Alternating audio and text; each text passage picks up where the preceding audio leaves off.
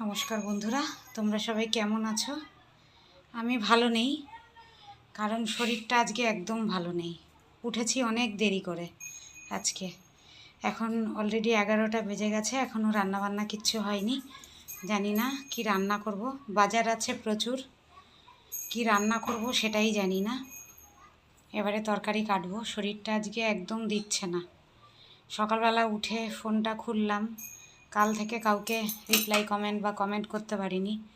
ভাবলাম কমেন্ট করি, কিন্তু এখনও কমেন্ট ব্লক, ওই জন্য কাউকে রিপ্লাই করতে পারছি না। যাই হোক, এবারে রান্না বান্না করব, তরকারি কাটবো, দেখি কি রান্না করি।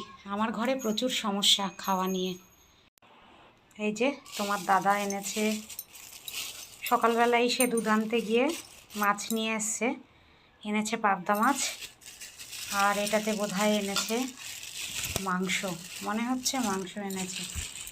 আমি ভাবলাম চিংড়ি মাছ, প্রথমে ভেবেছিলাম, কারণ কচুরলতি আছে তো, তাই ভাবলাম চিংড়ি মাছ এনেছে হয়তো।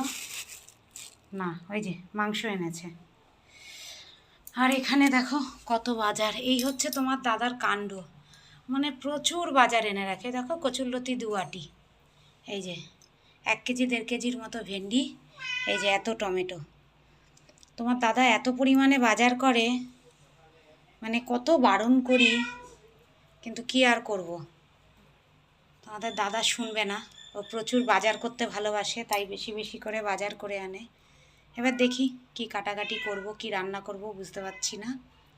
সাথে থাকো বন্ধুরা। এত গরম পড়েছে বন্ধুরা, তার মধ্যে এই যে আমার বারান্দার ফ্যানটা খারাপ হয়ে গেছে। আমি এখানে রান্নাঘরে রান্না করতে করতে এই ফ্যানটা চালিয়ে তরকারি কাটি, রান্না করি, কিন্তু এই 2 দিন ধরে খুব কষ্ট হচ্ছে আমার। ফ্যানটা যেহেতু খারাপ হয়ে গেছে, এই যে তোমাদের দাদা ফ্রিজটা সরিয়ে দিয়েছে, কারণ এখানে আমাদের বোর্ডটা আছে ফ্রিজের পাশে। এই যে বোর্ডটা, এই বোর্ডটা থেকে ফ্যানের ফ্রিজের লাইন, সেই জন্য ফ্রিজটা সরিয়েছে। এবার বোর্ডটা চেক করে দেখবে যে ফ্যানটা কেন চলছে না, কি সমস্যা। হয়তো বোর্ডের সমস্যা হতে পারে, সেই কারণে ও ফ্রিজটাকে সরিয়ে দিয়েছে। কারণ বারান্দার ফ্যানটা ছাড়া আমি রান্নাঘরে বসে একদম রান্না করতে পারি না। খুব তো গরম পড়েছে, মানে এত গরম পড়েছে। আর এই যে গরমে এও বাইরে বেরোচ্ছে না, ঘরেই থাকে এখন সব সময়। যেহেতু তোমাদের দাদা এই ফ্যানের কাজ এখানে করবে, এই যে ঝাড় দিয়ে আমি এখানে রেখে দিয়েছি, কারণ ওখানটা আরও পরিষ্কার করতে হবে। আর এই যে তোমাদের দাদা দোকান করছে, দোকানে লোক আছে, ও দোকানদারি করছে। দোকানে লোক চলে গেলে আবার এই পাখার কাজ করবে। তোমাদের দাদা যতই বাজার আনুক না কেন, আমাদের ঘরে বিশেষ করে ছেলে আর শাশুড়ি সব জিনিস খায় না। যাই রান্না করি না কেন, মানে সব জিনিস যেহেতু তারা খায় না, সেই জন্য রান্নার খুব সমস্যা হয় আমার। বিশেষ করে আমার ছেলে তো কোনো সবজি কোনো কিচ্ছু খাবে না, জোর করলেও খাবে না, না খেয়ে থাকবে তবুও খাবে না।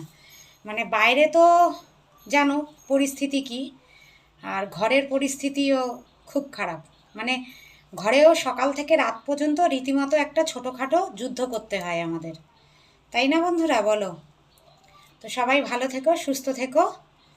আমি এবারে তরকারি কেটে রান্না টান্না করি, আর কমেন্ট ব্লক খুললে আমি সবাইকে রিপ্লাই করব। সবাই এভাবেই আমাকে ভালোবাসা দিও এবং সাথেও পাশে থেকো। সবাইকে অনেক অনেক ভালোবাসা, টাটা। আর শুভ দুপুরের অনেক শুভেচ্ছা সবাইকে, টাটা।